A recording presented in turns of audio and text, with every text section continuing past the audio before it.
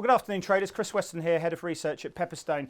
Today, I really want to focus on the US election and the process that will be taking place to decide not just who's going to be the Democrat nominee as we go into the conventions in mid-July, but ultimately who goes head-to-head against Donald Trump on the 3rd of November, and the prospects of that person, he or she, taking on Donald Trump and potentially becoming the new president of the United States. Ultimately, what their policies will be, their manifesto, and the uncertainty that that could cause depending on who that person is and ultimately their ideologies and their policies playing through.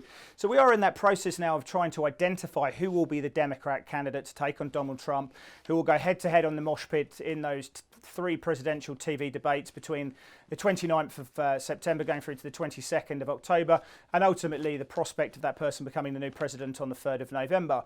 Now, I think the first process is ultimately looking at the primaries and the caucuses that will be playing through, and ultimately who's going to be looking to take those out, and the different policies that these guys run. The first one is coming through on the 3rd of February, and that's going to be the Iowa caucus. Now, that's really important, not because Iowa has a large amount of electoral college seats, but ultimately because Iowa has very, very strong form in predicting who will become the Democrat nominee. Bear in mind that since 1976, we've seen 11 different elections, and ultimately 9 of those 11 Democrat nominees have come from whoever wins Iowa. So it has very strong form in predicting who that president will, or that Democrat nominee will be. We go there and we have a look at a situation in 2016 where Bernie Sanders polled very well, actually came just slightly below what happened with Hillary Clinton. So he's a known entity there.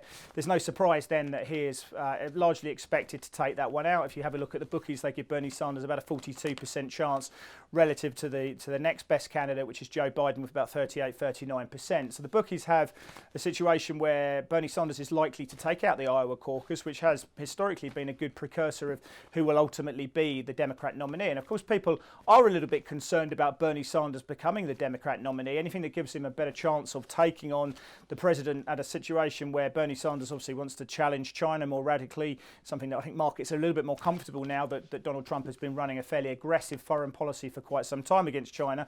Some would say quite successfully, but also he wants to take on large tech, as does Elizabeth Warren. And considering as the participation we've been seeing in the S&P has been very concentrated by large tech. In fact, that the top 5 market cap stocks in the S&P now are all tech stocks. They make up 18% concentration of the market cap weighted there, which is the highest it's ever been at a time when net income levels are starting to fall in there. There's a wealth tax that's been proposed by Bernie Sanders. He's been talking about capital gains tax. He's been talking about estate taxes as well. He's talking about transaction taxes. Elizabeth Warren is somewhat similar, but ultimately, they're going to be looking to raise revenue in certain situations, and most of that is going to be against the financial markets. So, of course, people are quite concerned about what that could mean for capital markets going forward. And bear in mind that Bernie Sanders is not just likely to take out Iowa in that caucus there in terms of the betting markets at the moment, but also he could see to also take out New Hampshire, which is the second primary to come out, and that will take place on the 11th of February. Go back to 2016. Don't forget, Bernie Sanders polled very, very well in New Hampshire. He picked up over 60% of the votes. We then go through to the next round, which is going to be Nevada. Their primary will take place on the 19th of February. It does seem that Joe Biden is largely expected to take that, as he will in South Carolina on the 25th of February. And then we go into Super Tuesday, which takes place on the 3rd of February. So we do see a little bit of momentum playing through, and ultimately we should get a better idea by the 3rd of February who the key runners and riders are and their probability of taking on that Democrat nominee. And now, of course, there could be a situation when we don't get a contested convention, and I think the last time that happened was in 1984, where no Democrat was in a front position to go forward and be that Democrat nominee going into the convention. That could have implications as well, but the chances of that are quite unlikely. I'm sure a lot of people will be talking about that playing through.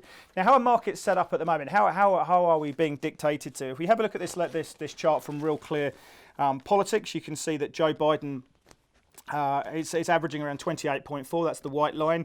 That drops down then to Bernie Sanders, which is the red line, with 20.4, and then that's just above Elizabeth Warren with 14.8%. But we can't discount people like Michael Bloomberg. We can't discount people like Pete Buttigieg as well.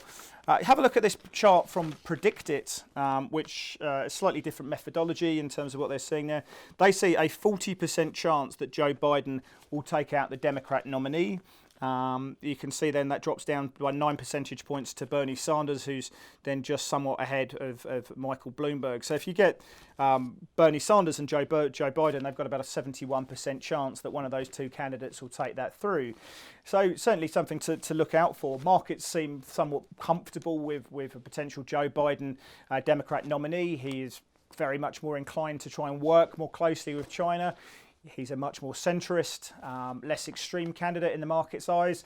Yeah, fine, he's looking to raise corporate tax and capital gains, but he's trying to bring them back in more in line with what Obama was doing, but back a number of years ago as well. So certainly something that the market would be very comfortable with.